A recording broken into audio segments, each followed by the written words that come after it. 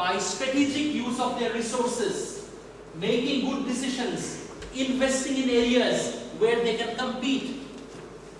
In 1993, when I was doing my MBA in Canada, there was hardly any Chinese student. It was very difficult for Chinese people to get visa. Because if they would get visa, they would never go back to their country. So when I was in Canada, one day I read a big news in the newspaper. Chinese government sent their immigration official to Canada to discuss this problem of immigration, illegal immigration. All those Chinese government officials who came to Canada, as soon as they landed, they asked for political asylum. They did not go back. It was so bad in 1993. 20 years later, China is so rich. And America, England, all these countries, they are actually going to China requesting them to come. Because Chinese people have money. It took only 20 years. India, now again I am from Bangladesh. Historically Bangladesh was part of India. So when I first went to North America, people would immediately assume I am an Indian. And they would ask me all types of questions. How are you? What type of house do you live in? Did you have food to eat 3 times? Did you have 3 meals a day? How poor you are? So I am poor. And again, I don't blame them because that was the perception about India, very poor country. Now in the USA, when I go somewhere, again people assume I am Indian and they ask me, are you a doctor? Are you a computer scientist? No, I am not a medical doctor. I am not a computer scientist, but that is the image of India. It took less than 20 years to change. So it is possible to change the image very quickly. I'll give you another example. 1979. At that time, Iran was the richest country in the Middle East, Iran. And Turkey was next to Iran. Turkey's economy was half the size of Iran. Half of Iran, Turkish economy. 35 years later, Turkish economy today is double the size of Iran. So you can change provided you make the right decision. They work hard. Of course, there is no substitute to working hard. And I love my Chinese students. You know why? In the US, I can see American civilization is crumbling. My American students always complaining, oh, too hard, the grade, you are not good grader, you are very, you are very conservative, you are giving too much assignment. Chinese students never complain. I give them work, they finish it right away. I had a Chinese student, he was writing his dissertation under my supervision, his thesis. So we went to China, we had a 12-hour difference. He sent me his work by email and we were Skyping. So it was 10 o'clock my time, 12 o'clock his time. 10 o'clock his time. We Skyped for 2 hours. I told him what to do. Then I left. So 12 o'clock midnight, his area in China. So I finished my work, I had my lunch, then I thought I would again check my email. It was 2:30. The Chinese student already finished his work, sent it back to me, and still waiting. Professor, I am still waiting for your reply. And I'll go to bed after I hear from you. In the USA, it would have taken at least 1 week. So Chinese people, they work. Good work ethic. Indian people, they talk a lot, but not as good as Chinese. They try to often take the shortcut. Again, they are from my part of the world, but I have to be honest, I find that Chinese, they have better work ethic. American people, they have one quality. Even when they don't know anything, they are so confident. And that gives them a leg up. When they talk somewhere, that confidence. Now, I am a professor, I have a PhD from the USA, I know even when I am doing good, if people ask me, oh Mohammed, how was it? I would say, okay, yeah, it was okay. I would never say, oh, it was so great. But American people, you ask, oh, how did it go? Oh, it was fantastic. They always think, and again, it's a good thing. I still hesitate sometimes. I undersell myself. Because again, in my culture, maybe because of my Muslim culture, Bangladeshi culture, my parents told me, always be polite. But in the USA, It is no, always brag. And sometimes I am at competitive disadvantage. Because when people talk with confidence, they automatically get the job. So again, I am not criticizing them or criticizing us. There are differences, different ways of looking at things. Okay, sorry, you had a question. Yes, the same point that I want. You told us that the solution is coming and China and India come. You think more than 60% of the world is developing country. You think all of these countries will become developed countries, and they are the solution is done?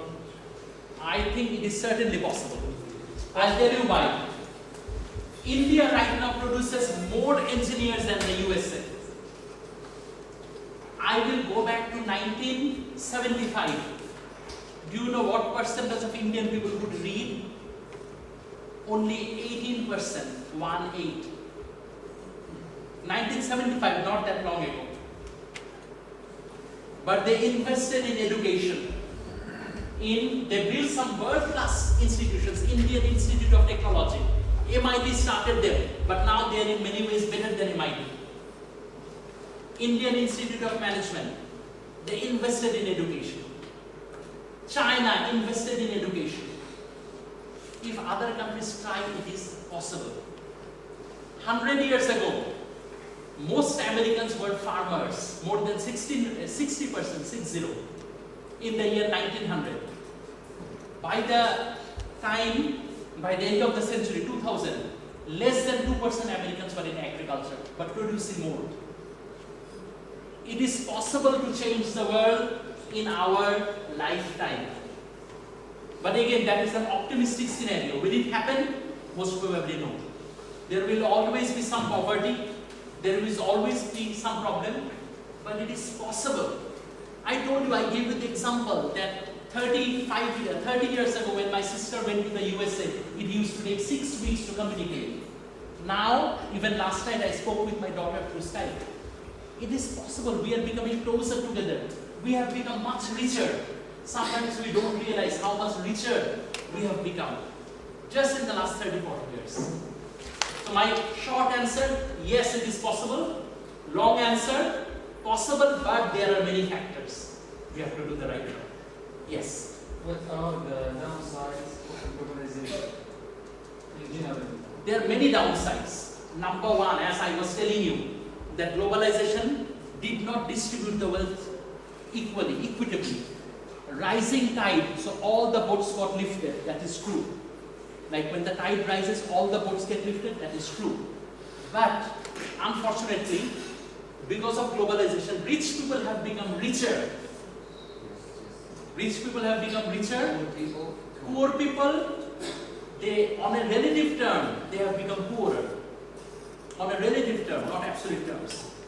And even in a country like China, which is a communist country, political system communist, believe in equality. There are 70 members of the Chinese Congress. They are 70 members, they are richer than 535 American lawmakers, which is a capitalist country. All the American Supreme Court judges put all their wealth, and 70 Chinese people, 70 Chinese lawmakers, their wealth is more than 3 times of American wealth. So even in a communist country which is supposed to be equal, there is such a huge disparity. When I go to my country, Bangladesh, when I was growing up, it was a poor country. We had a war. It was terrible. A lot of people unemployed. Now when I go back, I am from the US and I am the poorest among my friends because there is so much investment, so much money. It's just unbelievable how the world is changing. When I go to my country, I feel like a foreigner because everything has changed so much. The world is changing. It is real and changing very fast. Yes. Can you say that globalization is a challenge as itself or an advantage and how? So sorry, if you can repeat your question. Can we say that globalization, from one side, it's a challenge, as it is an advantage? How could it be for both dimensions? Exactly, yes. It is both So why challenge? Can you repeat this question? Okay, his question was, how can we say at the same time that globalization is an opportunity and also a challenge? I believe that every challenge itself is an opportunity. So I answer only part of your question, the gap between rich and poor. There are more challenges. Exploitation of worker, degradation of the environment. We are destroying the environment. We are destroying the wildlife. We are destroying the ocean. We are destroying the marine life. There is more cross-border smuggling. There is smuggling of human beings. Can you imagine? Human beings are smuggled, not just goods. There is spread of disease. A lot of bad things are happening because of globalization. A lot of bad things. Bitcoin. How many of you heard about Bitcoin? I'm sure everybody knows about Bitcoin, right? That internet, that virtual money. That has become a wonderful news for all the smugglers, drug dealers. But can we stop that? No, globalization we cannot stop. But we should try to get the best out of it, and we will find the solutions. We will find the solution. My computer was hacked. I lost my identity. But we also have antivirus program. We are destroying the environment. But imagine what would have happened if we were still cutting all the forests. They would have all been gone by now. We are using fossil fuel, but we are also developing wind energy. Science would take us. Potentials are immense. Human brain, human ingenuity. We can do so many things. We can really make wonders. So give human race a chance. Give science and technology the chance. We can solve the problems. Every problem that we create, we also have a solution. So there are many challenges. Yesterday when I was talking at the conference, I mentioned something from Chinese language. I really like the Chinese language, that one aspect. I will tell you again. Chinese don't use letters, you know that. They like you use alif, ba, ta, sa, right? Yeah. Yes. We use A, B, C, D. Chinese don't use them. They just use characters. So the characters that is used to describe opportunity, the same is for challenge. The same for problem, same for opportunity. So I think globalization presents us with a lot of advantages, a lot of disadvantages. It depends how you use it. If I'm a medical doctor and I have a knife, I can save your life by performing surgery. If I'm a bandit, I can use the knife to kill you and rob you off. So it depends how you use it. Yes? Please, you mentioned the stages of globalization and how it developed through years. Do you think globalization has a limit to reach? I mean, and what's next after globalization? Okay, that's a good question. What is next for globalization? Now I will tell you what was the buzzword in the 1970s. I was born in 1966. I started going to school from 71.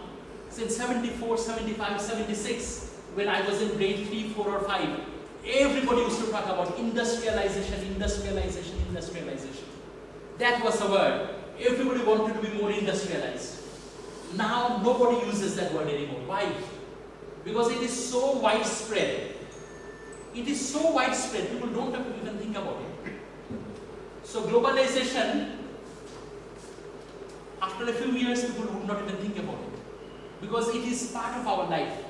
In fact, I'll tell you something. I was telling you about the book on globalization that I wrote with my colleagues. We had 6 editions of the book. And then I told my colleague, I am not interested in any more edition. You know why? In a few years' time, nobody would buy our book. It's a common knowledge, everybody knows. Yeah, we are reaching the maximum point. It's part of our life. So now I'm trying to write a new book on a new topic. Because it's, yes, in a few years' time, it is just part of our life. It is already part of our life, but not maybe to the same extent. In developed countries, USA, UK, it is part of everyday life. Maybe in the Middle East, we are somewhat less globalized. You go to Africa, Sub-Saharan Africa, Latin America, even less globalized. But eventually everybody will be globalized. But what will not change, and that will be my next topic, culture. Even though we may become closer, but still there will be divergence. there will be convergence in the material, but also divergence. So if you allow me 2 minutes, I will drink some water, I will open my next set of slides, and we will begin. Is that okay? And if any of you just want to grab some water, walk around for 1 or 2 minutes, you can do that. 5 minutes, please. Okay, 5 minutes. So please watch this for a few seconds, and then we will begin.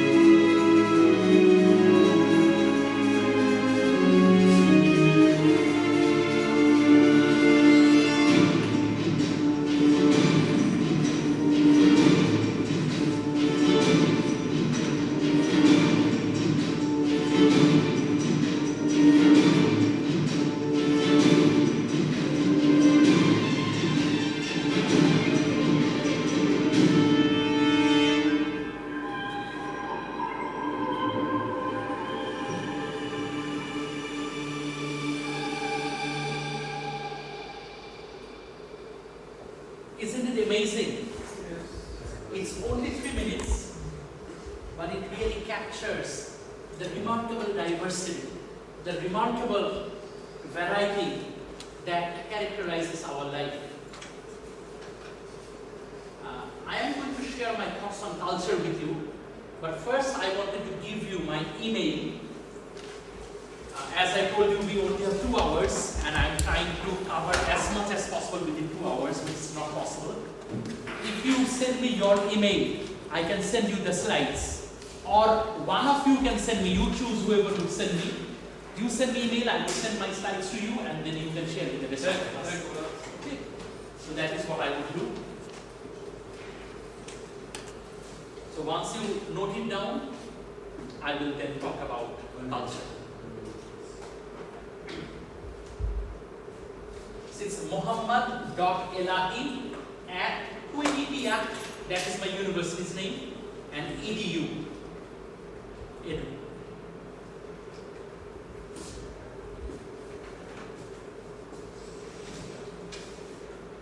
And before I start, I would like to actually address another question that some students asked me during the break.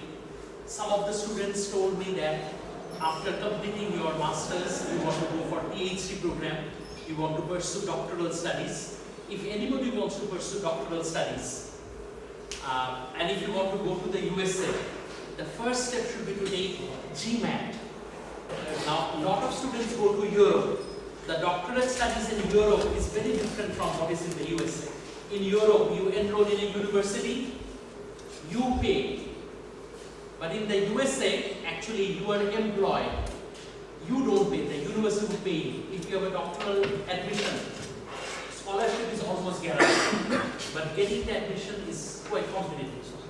So for that, you need to take, GMAT in the business area. In the science area, GRE. Now some schools also accept GRE score. Some business schools would accept GRE. Between the two, actually, GRE is a little easier. GMAT is a little more challenging because the English in GMAT is very challenging. American students do poorly in the English section of GMAT, but the math section, not so bad. Mostly geometry and algebra, it shouldn't be that problem, but English quite challenging. So if any of you want to take GMAT, my advice would be to prepare for 1 year, but 2 hours a day every single day. It doesn't work like if you work 10 hours a day for 1 month, it doesn't work. But 2 hours a day, 1 year, you will have good score. So that is my advice.